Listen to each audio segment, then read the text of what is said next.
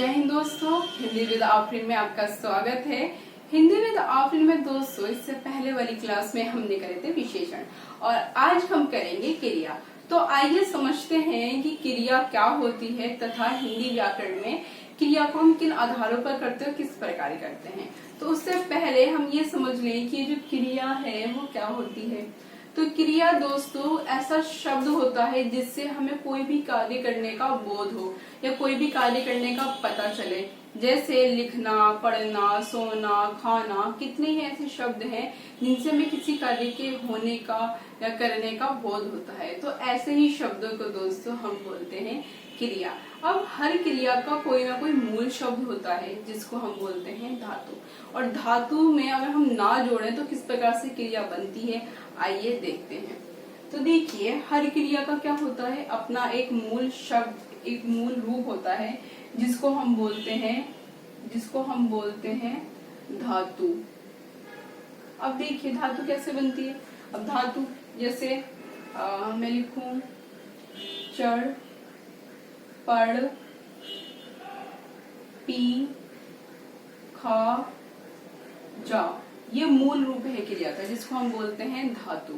अब देखिए इसके आगे अगर हम ना लगा दें तो ये बन जाती है क्रिया, सामान्य क्रिया। देखिए जैसे इसके आगे ना लगा दें तो ये बन जाएगा हमारा चढ़ना। इसी तरह से पढ़ के आगे ना लगा दे, पी के आगे ना लगा दे, खा के आगे ना लगा दे और जा के आगे ना लगा दे तो हमें प्राप्त होगा पढ़ना, पीना, खाना और जाना। तो इस तरह से ये जो मूल शब्द हैं जिनको हम धातु बोलते हैं, अगर इसमें हम ना लगा दें तो हमें जो क्रिया है उसका सामान्य रूप क्या हो जाता है, प्राप्त हो जाता है। तो इसी को हम धातु बोलते हैं और धातु का ना लगाने पर हमें क्रिया का सामान्य रूप मिल जाता है।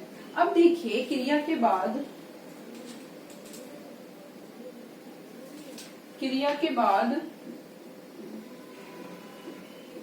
को समझने के बाद हम देखते हैं कि क्रिया को हम किन किन आधार पे करते हैं।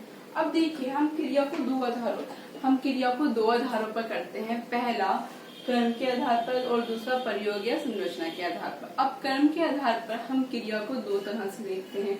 देखिए पहला हम देखते हैं आकर्मक क्रिया और दूसरा हम देखते हैं साकर्मक क्रिया। अब देखिए ये जो आकर्मक क्रिया है और ये जो साकर्मक क्रिया है, इनके आगे एक एक उपसर्ग लगा है। अब देखिए इस आ का तो मतलब होता है हमने पढ़ा था ना, आमरण, आजीवन, असफल। इसका अर्थ क्या होता है, इसका अर्थ होता है ना या नहीं। इसी तरह से हम पढ़ते हैं साकर्मक, सा भी उपसर्ग है, इसका क्या अर्थ होता है, इसका अर्थ होता है साथ, यानी जो कर्म के साथ है और जो कर्म के बिना है। जो कर्म के बिना है उसको हम बोलते हैं आकर्मक क्रिया और जो कर्म के साथ है उसको हम बोलते हैं साकर्मक क्रिया। अब देखिए कर्म के आधार पर यहाँ पर क्रिया को हम दो तरह से पढ़ रहे हैं, आकर्मक क्रिया और साकर्मक क्रिया। वह क्रिया जो बिना कर्म के आएगी आकर्मक, और वह क्रिया जो कर्म के साथ आएगी उसको हम बोलेंगे साकर्मक क्रिया।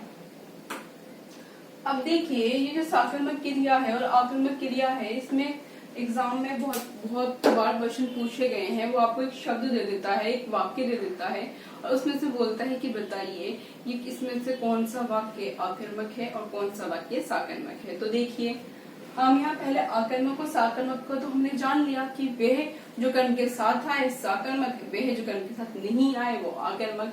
इसको हम उदाहरण के माध्यम से समझते हैं। देखिए जैसे हम पहला उदाहरण साकर्मक का लें तो देखिए यहाँ पर दे रखा है राम पुस्तक पढ़ता है। इसमें हमारी जो क्रिया है वो क्या है, पढ़ता है। कौन पढ़ता है, कार्य कौन कर रहा है, राम कर रहा है। तो राम क्या है हमारा, यहाँ पर राम हमारा है पढ़ता। अब देखिए पुस्तक पढ़ता है, क्या पढ़ता है, प्रभाव किस पे पड़ रहा है, पुस्तक पे पड़ता है। तो ये हमारा कर्म है और ये हमारी क्रिया है। अब देखिए जब हमने कारक करे थे तभी हमने जाना था कारक में कि राम ने रावण को बाण से मारा। तो किसने मारा था, राम ने। मारने का कार्य कौन कर रहा था, राम। तो राम क्या हुआ था, करता हुआ था। और मार का प्रभाव किस पे पड़ रहा था, रावण पे। तो रावण क्या था, हमारा कर्म था। उसी प्रकार से अब देखिए कि यहाँ पर पढ़ने का कार्य कौन कर रहे हैं, राम। तो राम क्या हुआ, कर्ता। क्या पढ़ रहा है, प्रभाव किस पे पड़ रहा है, पुस्तक पे, तो वो क्या हुआ, हमारा कर्म। अब देखिए यहाँ पर हमें वाक्य में क्रिया के साथ कर्म दे रखा है, तो ये हमारी कौन सी क्रिया हुई, ये हुई साकर्मक क्रिया। अब इसी वाक्य को आप देख लीजिए, अगर ऐसे लिखा जाता कि राम पढ़ता है, सिर्फ राम पढ़ता है, तो ये कैसे लिखा जाता। अब यहाँ पर देखिए पुस्तक तो है नहीं, कर्म तो है नहीं, सीधा क्या पढ़ता है, कौन, राम, तो सीधा पढ़ने का प्रभाव कर्ता पे पड़ रहा है। यहाँ पर हमें कर्ता दे रखा है, कर्म नहीं दे रखा, और जहाँ पर हमें कर्म नहीं दिया हो तो उसको हम बोलते हैं आकर्मक क्रिया। इसी तरह से देखिए, ये तो हमने देखा एक उदाहरण साकर्मक क्रिया का। अब पहले हम देख लेते हैं आकर्मक क्रिया। अब देखिए ये एक आकर्मक क्रिया का उदाहरण हुआ, क्यों, क्योंकि इसमें कर्म नहीं दे रखा है। अगर इसके साथ हम पुस्तक लगा दें तो हमें कर्म प्राप्त हो जाएगा और वो बन जाएगा हमारा साकर्मक क्रिया। उसके बाद आइए आकर्मक क्रिया पे। अब आकर्मक क्रिया पे देखिए, कनक पढ़ रही है, क्या कौन सा कार्य हो रहा है, पढ़ने का, पर क्या पढ़ रही है ये हमें ज्ञात नहीं है। तो यहाँ पर क्रिया हो रही है और ये हमारा कर्ता है, कर्म हमें दे नहीं रखा, तो ये कौन सी क्रिया हुई, हमारी आकर्मक क्रिया। उसके बाद देखिए बच्चा हंसता है, क्या कार्य हो रहा है, हंसने का, कौन हंस रहा है, बच्चा, यानी हमें बस कर्ता दे रखा है, क्रिया दे रखी है, पर कर्म नहीं दे रखा, तो ये हुई हमारी आकर्मक क्रिया। अब आते हैं हम लोग साकर्मक क्रिया पे। साकर्मक क्रिया पे देखिए पहला उदाहरण तो हमने कर लिया, अब दूसरा उदाहरण देखते हैं। देखिए रीना रोटी खाती है। अब देखिए खाने का कार्य हो रहा है, साथ में हमें कर्ता दे रखा है, क्योंकि खाने का कार्य कौन कर रहा है, रीना कर रही है, तो ये क्या हुई हमारी कर्ता। क्या खा रही है, रोटी, तो ये क्या हुआ हमारा कर्म। तो हमें कर्ता कर्म क्रिया तीनों दे रखा है, तो ये क्या हुई हमारी साकर्मक क्रिया। एक चीज और दोस्तों, जब भी साकर्मक क्रिया आपको पहचाननी हो तो उस वाक्य में आप क्या लगा के देखिए, क्या लगा के, क्या या किसका लगा के देखिए, तो आपको कर्म क्या प्राप्त हो जाएगा। अब देखिए हम वाक्य पढ़ रहे हैं, रीना रोटी खाती है, खाती क्या है हमारी क्रिया, और वो कह रहा है कि क्या, क्रिया के आगे आप क्या लगा के देखिए, क्रिया के आगे आप क्या लगा के देखिए, तो आपको ज्ञात हो जाएगा कि कर्म दे रखा है या नहीं। देखिए खाती है, अगर आप इसमें प्रश्न करें क्या खाती है, क्या प्राप्त हो रहा है हमें, रोटी, यानी हमें कर्म मिल गया। तो जब भी आपके उत्तर में क्या खाती के साथ आपको मिल जाए तो वो हमारा क्या कहलाता है, कर्म, और हम समझ जाते हैं कि वो जो हमें वाक्य दे रखा है वो है हमारा साकर्मक वाक्य या साकर्मक क्रिया। अब देखिए यहाँ पर जैसे पहला वाक्य था, राम पढ़ता है, क्या क्रिया और ये क्रिया, इसके आगे क्या लगा के देखिए, क्या, राम क्या पढ़ता है, क्या पढ़ता है, कुछ प्राप्त हुआ नहीं, कौन पढ़ता है प्राप्त हो गया, क्या, राम, क्या पढ़ता है हमें प्राप्त नहीं हुआ, पर हमें यहाँ प्राप्त होगा, राम पुस्तक पढ़ता है, यहाँ पर आया पढ़ता है, प्रश्न करिए क्या पढ़ता है, तो उत्तर में आएगा हमारा पुस्तक, यानी हमें कर्म मिल गया। यहाँ पर प्रश्न करिए पढ़ता है, क्या पढ़ता है, कुछ दे ही नहीं रखा, सीधा कर्ता दे रखा है राम, तो यहाँ पर हमारी कर्म नहीं है, तो आकर्मक क्रिया। यहाँ पर देख लीजिए हंसता है, क्रिया है, क्रिया के बाद क्या लगे पूछिए, क्या हंसता है, तो नहीं मिला, हमें क्या मिलता है, बच्चा हंसता है, तो हमें कौन मिल गया, कर्ता मिल गया, पर हमें क्या नहीं मिला। इसी तरह से देखिए कनक पढ़ रही है, क्या पढ़ रही है, नहीं मिला, पर कौन पढ़ रहा है वो मिल गया, कर्ता, तो ये हमारी कौन सी क्रिया हुई, वो हमारी हुई आकर्मक क्रिया, और ये हुई हमारी साकर्मक क्रिया। उसके बाद हम अगला देखते हैं अपना उदाहरण, राधा गाती है। अब यहाँ पर हमें जो गाती है क्रिया मिल गई है, कौन गाता है, राधा गाती है। अब गाती है क्या आगे लगाओ, क्या गाती है, जो है वो क्या गाती है, वो गीत गाती है, तो मिल गया हमें कर्म, तो ये हमारा हो गया साकर्मक वाक्य। इसी तरह से दोस्तों हम समझते हैं कि जो हमें कर्म के साथ मिले वो साकर्मक, जो बिना कर्म के मिले वो आकर्मक क्रिया कहलाती है। उसके बाद अगला देखिए, ये जो साकर्मक क्रिया है इसको हम दो तरह से पढ़ते हैं। देखिए एकर्मक क्रिया और द्विकर्मक क्रिया। एकर्मक क्रिया क्या, ऐसे वाक्य जिनमें हमें एक कर्म प्राप्त होता है, ऐसे वाक्य को दोस्तों हम बोलते हैं एक कर्मक क्रिया। अब देखिए, चाची जी कचौड़ी लाई, क्या लाई है? मैंने क्या बोला आपको, साकर्मक क्रिया में हम क्या लगाते हैं, क्या। क्या लाई? कचौड़ी लाई। तो कचौड़ी हमारा क्या हो गया, कर्म हो गया। कि कौन कितने कर्म दे रखे हैं, एक कर्म दे रखा है, तो ये हो गया हमारा एक कर्मक क्रिया। अगला देखिए, रेखा ने सोनम को उपहार दिया। दिया का क्रिया है, क्या दिया, उपहार, एक कर्म दिया।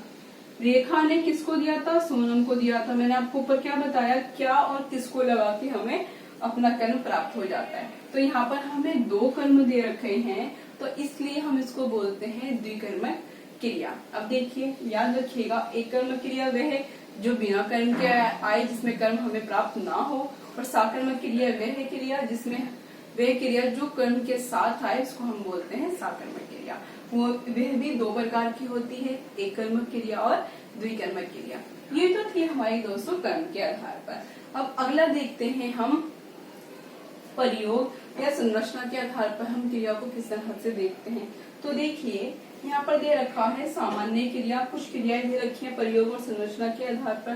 देखिए, सामान्य क्रिया, संयुक्त क्रिया, प्रेरणार्थक क्रिया, नाम धातु क्रिया, पूर्वकालिक क्रिया और अनुकरणात्मक क्रिया। अब आइए जानते हैं कि जो सामान्य क्रिया क्या होती है और संयुक्त क्रिया क्या होती है। तो दोस्तों, सामान्य क्रिया वह क्रिया होती है जिसमें हमें एक कर्म, एक क्रिया दिया हो, जिसमें हमें एक क्रिया दिया हो, उस क्रिया को हम बोलते हैं सामान्य क्रिया। देखिए, राहुल आया, कौन कितनी क्रिया है, एक क्रिया। ध्यान रखिएगा, कर्म, यहाँ पर अकर्मक और सकर्मक में हम कर्म के आधार पर पढ़ रहे थे, जबकि हम यहाँ पर क्या प्रयोग और संरचना के आधार पर पढ़ रहे हैं। तो यहाँ पर हमें राहुल आया एक क्रिया दिया है, तो इसलिए ये कौन सी क्रिया हुई, हमारी सामान्य क्रिया। इसी तरह से पिताजी ने पत्र लिखा, अब देखिए एक क्रिया आई हुई है लिखने का, तो ये भी कौन सी क्रिया हुई, हमारी सामान्य क्रिया। उसके बाद आता है संयुक्त क्रिया। सामान्य क्रिया वह क्रिया जिसमें हमें सिर्फ एक क्रिया दी हुई होती है, उसको हम बोलते हैं सामान्य क्रिया। अब संयुक्त क्रिया उसके नाम से ही ज्ञात होता है, यानी दो या दो से अधिक चीजों को मिलके बनने वाली चीज। अब यहाँ पर संयुक्त क्रिया दे रखा है, यानी दो या दो से अधिक क्रियाओं को मिलाकर बनने वाली क्रिया को हम बोलते हैं संयुक्त क्रिया। देखिए, उदाहरण के माध्यम से समझते हैं। रेलगाड़ी चल पड़ी। अब यहाँ पर देखिए, ये जो चल और ये देखिए पड़ी, हमें दो दे रखे हैं, और ये जो चल क्रिया है ये है हमारी है मुख्य क्रिया, और पड़ी ये है हमारी सहायक क्रिया। तो हमें एक से अधिक क्रिया दे रखी है, तो ये कहलाती है हमारी क्या, संयुक्त क्रिया। क्यों? क्योंकि हमें एक से अधिक क्रिया दे रखी है। देखिए, अगर हम इसको यहाँ पर ऐसे लिखते हैं, रेलगाड़ी चल, तो हमारा कोई वाक्य नहीं बनता, हमें कोई अर्थ नहीं मिलता। पर हमने लिखा है रेलगाड़ी चल पड़ी, तो एक तरह से पूरा वाक्य बन रहा है जिसका हमें अर्थ मिल रहा है। पर इसके साथ दो क्रिया मिली है, चल और पड़ी। चल जो है वो मुख्य क्रिया है, और जो पड़ी है वो हमारी सहायक क्रिया है। तो इसलिए ये कौन सा वाक्य हुआ, कौन सी क्रिया हुई, ये हुई हमारी संयुक्त क्रिया। उसके बाद हम अगला देखते हैं, बढ़ई पलंग बना रहा है। अब यहाँ पर देखिए, यहाँ पर भी दो तरह से हो रहा है, एक तो बना फिर रहा है। अब देखिए, फिर वही, ये जो बना है ये हमारी मुख्य क्रिया है, और जो ये रहा है ये हमारी सहायक क्रिया है। हमें एक से अधिक क्रिया दे रखी है, तो ये हुई हमारी दोस्तों संयुक्त क्रिया। उसके बाद आते हैं हम अपनी अगली क्रिया पे, हमारी सामान्य और संयुक्त क्रिया हो गई। अगली क्रिया प्रेरणार्थक क्रिया। अब प्रेरणार्थक क्रिया दोस्तों वह क्रिया होती है जिसमें हम खुद काम ना करके वह काम करने की प्रेरणा दें, तो वह होती है हमारी प्रेरणार्थक क्रिया। किसी और को हम प्रेरणा दे रहे होते हैं। जैसे माँ आज खाने में चावल बनाना। अब देखिए, माँ से हम ये नहीं कि हम चावल बना लें, हम माँ को बता रहे हैं कि वो खाने में बनाएंगी, तो क्या बनाएं, चावल बनाएं। तो चावल बनाने की हम उनको क्या दे रहे हैं, प्रेरणा। अब ये जो प्रेरणार्थक क्रिया है, इसको भी हम दो तरह से देखते हैं, प्रथम प्रेरणार्थक क्रिया और दूसरी द्वितीय प्रेरणार्थक क्रिया। अब पहली क्रिया में तो हम उनको प्रेरणा दे रहे हैं। दूसरी क्रिया में हम उनको किसी और से बनवाने की प्रेरणा देते हैं। जैसे माँ आज खाने में चावल बनाना, प्रथम प्रेरणार्थक क्रिया। दूसरा माँ, द्वितीय प्रेरणार्थक क्रिया में माँ आज खाने में चावल बनवाना, यानी ये जो कार्य है हम माँ से नहीं, हम माँ से बोल रहे हैं पर माँ भी क्या किसी और से करवाएंगी। तो ये क्या है, द्वितीय प्रेरणार्थक क्रिया। जैसे मैं बोलूं कि मेरा पेन उठाना, जैसे मेरा ये मार्कर नीचे गिर जाए तो मैं बोलूं मेरा मार्कर उठाना, और या फिर वो व्यक्ति दूर है और उसके पास कोई और व्यक्ति है तो मैं क्या बोलूंगी, मेरा पेन उठवाना। मतलब उससे भी, जिसको मैं बोल रही हूँ उसके अलावा भी कोई तीसरा व्यक्ति वो कार्य करेगा तो वही कहलाती है हमारी द्वितीय प्रेरणार्थक क्रिया। एक में तो मैं दूसरे को प्रेरणा दे रही हूँ और दूसरी क्रिया में दूसरे को बोल रही हूँ कि वो तीसरे से कैसे काम करवाए। तो आप ये ध्यान रखिएगा, जहाँ पर चावल बनाना आना आ रहा है वो होगा प्रथम प्रेरणार्थक, जहाँ पर वाना यानी बनवाना, लिखवाना, करवाना तो वो आएगा हमारा द्वितीय प्रेरणार्थक क्रिया में।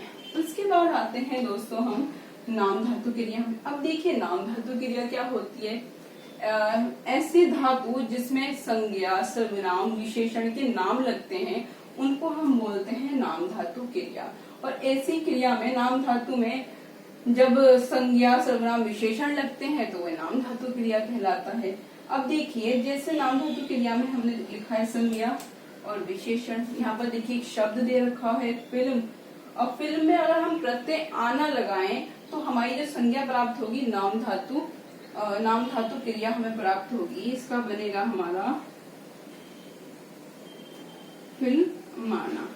इसके बाद देखिए दुख धना क्या होगा हमारा, दुखना। ये था हमारा संज्ञा से नाम धातु क्रिया का संज्ञा से फिल्म धन आना, फिल्माना, दुख धन आना, दुखनाना। अब विशेषण से देखिए, विशेषण हमें दे रखा है गर्म, इसके आगे हम प्रत्यय आना लगाएं तो ये क्या बनेगा हमारा, ये बनेगा हमारा गर्माना। इसी तरह से अगर हम सर्वनाम देखें और सर्वनाम में हम देखें अपना, धन, आना तो क्या प्राप्त होगा हमें, अपनाना। अब देखिए इसी तरह से वे शब्द, वे संज्ञा, सर्वनाम, विशेषण शब्द से जब हम क्रिया बनाते हैं तो उसको हम बोलते हैं नाम धातु क्रिया। उसके बाद आता है हमारा पूर्वकालिक क्रिया। अब पूर्वकालिक क्रिया क्या होता है दोस्तों, तो दोस्तों पूर्वकालिक क्रिया वही क्रिया होता है जिसमें हमें एक कार्य के होने का, मतलब एक कार्य हमारा खत्म हो चुका है और दूसरा कार्य हमारा शुरू हो रहा है। ऐसी क्रिया को हम बोलते हैं पूर्वकालिक क्रिया, जिसमें हमारा एक कार्य खत्म हो गया है और दूसरा कार्य शुरू हो गया है। देखिए तो मतलब पूर्वकालिक, एक पूर्व की क्रिया का हमें ज्ञात हो रहा है। राम भोजन करके सो गया, यहाँ पर देखिए दो क्रिया है, एक सोना और एक भोजन करना। और ये जो भोजन है ये पूर्वकालिक है, क्यों, क्योंकि भोजन कर लिया है उसने, भोजन करके सो गया। अब इस तरह से मैं बोलूं कि राम पढ़कर खेलने गया, यानी पहले उसने पढ़ लिया उसके बाद क्या वो खेलने गया। राधा कविता सुनकर लिख रही है, मतलब उसने कविता सुन ली है, अब उसके बाद वो क्या कर रही है, लिख रही है। तो ये थी हमारी पूर्वकालिक क्रिया। उसके बाद आते हैं दोस्तों हम अनुकरणात्मक क्रिया पे। अब अनुकरणात्मक क्रिया क्या होती है, ऐसी क्रिया जिसमें हमें कुछ ध्वनियां मिलती हैं, कुछ ध्वनियां ज्ञात होती हैं और ध्वनियों की आवृत्ति होती है या उनसे पहले ध्वनियां में ज्ञात होती हैं। तो ऐसी क्रिया को हम बोलते हैं अनुकरणात्मक क्रिया। जैसे यहाँ पर दे रखा है झन झन थप थप। अब इसके हम देखें तो ये किस तरह से हमें मिलता है, किस तरह से इसका शब्द बनाते हैं, झनझनाना, थप थपाना। इस तरह से हम देखते हैं मेंढक की टर्टर हम कहते हैं टरटराना, चिड़िया की चींचे चिंचियाना। इस तरह से हम जो हमारे ध्वनि वाले शब्द होते हैं उनका अनुकरणात्मक शब्द होते हैं कि बार बार इनका अनुकरण होता है। तो ऐसे शब्दों को हम बोलते हैं अनुकरणात्मक क्रिया, जहाँ पर एक ही शब्द की बार बार क्रिया होने की हमें आवृत्ति दिखाई देती है, तो ऐसे शब्दों को बोलते हैं हम अनुकरणात्मक क्रिया। तो दोस्तों आज हमने देखी क्रिया, और क्रिया में हमने जाना क्रिया क्या होती है। क्रिया दोस्तों वह होती है ऐसे शब्द जिनसे हमें किसी कार्य के होने का या करने का बोध होता है, तो ऐसे शब्दों को हम क्रिया बोलते हैं। अब क्रिया में हमने ये भी देखा जो क्रिया है वो उसका एक मूल रूप है जिसको हम धातु बोलते हैं, और उसमें हम ना लगा के सामान्य क्रिया बनाते हैं। जैसे हमने यहाँ पर जाना था पढ़ धन्ना पढ़ना, उड़ धन्ना उड़ना, चढ़ धन्ना चढ़ना, तेड़ धन्ना तेरना, पी धन्ना पीना। इस तरह से कुछ शब्द हमने देखे थे कि धातु में हम ना लगा के क्या सामान्य क्रिया बना रहे हैं। उसके बाद हमने क्रिया को दो आधारों पर देखा, जिसमें हमने देखा कि जो क्रिया थी कर्म के आधार पर तथा दूसरी जो क्रिया थी वो प्रयोग के आधार पर। अब कर्म के आधार पर भी हमने दो तरह से देखा, आकर्मक साकर्मक, जो कर्म के साथ आए वो साकर्मक, जो बिना कर्म के आए वो आकर्मक। साकर्मक को जानने का एक ये तरीका बताया था कि उसके आगे आप क्या लगा के देखें, और अगर आपको कर्म प्राप्त हो रहा है तो साकर्मक है। हमें यहाँ पर सब में कर्म प्राप्त हुआ तो साकर्मक है। यहाँ पर हमें कर्म प्राप्त नहीं हुआ था तो ये कौन सी क्रिया थी, हमारी आकर्मक क्रिया थी। अब साकर्मक क्रिया को भी हमने दो तरह से देखा था, एक कर्मक और द्विकर्मक। उसके बाद हमने देखा प्रयोग और संरचना के आधार पर कुछ क्रियाएं देखी थी। सामान्य क्रिया जिसमें एक क्रिया प्राप्त हो, संयुक्त क्रिया जिसमें एक से अधिक क्रिया प्राप्त हो, प्रेरणार्थक क्रिया जिसमें हम किसी को कार्य करने की या क्रिया करने की प्रेरणा दे रहे हैं, नाम धातु क्रिया जिसमें हम संज्ञा सर्वनाम और विशेषण लगा के क्रिया बनाते हैं, फिर पूर्वकालिक क्रिया जिसमें हमें एक क्रिया के हो जाने का बोध होता है, दूसरी क्रिया हो रही होती है। अनुकरणात्मक क्रिया में हमें कुछ ध्वनि वाले शब्द सुनाई देते हैं, उनसे इस प्रकार के शब्द बनते हैं तो उनको बोलते हैं हम अनुकरणात्मक क्रिया। तो दोस्तों आज की क्लास में हमने करी क्रिया। मैं समझती हूँ कि आप क्रिया समझ गए होंगे। तो आज की क्लास में इतना ही दोस्तों, अगली क्लास में हम लेके आएंगे पद परिचय। आज के लिए इतना ही, बहुत बहुत शुक्रिया दोस्तों।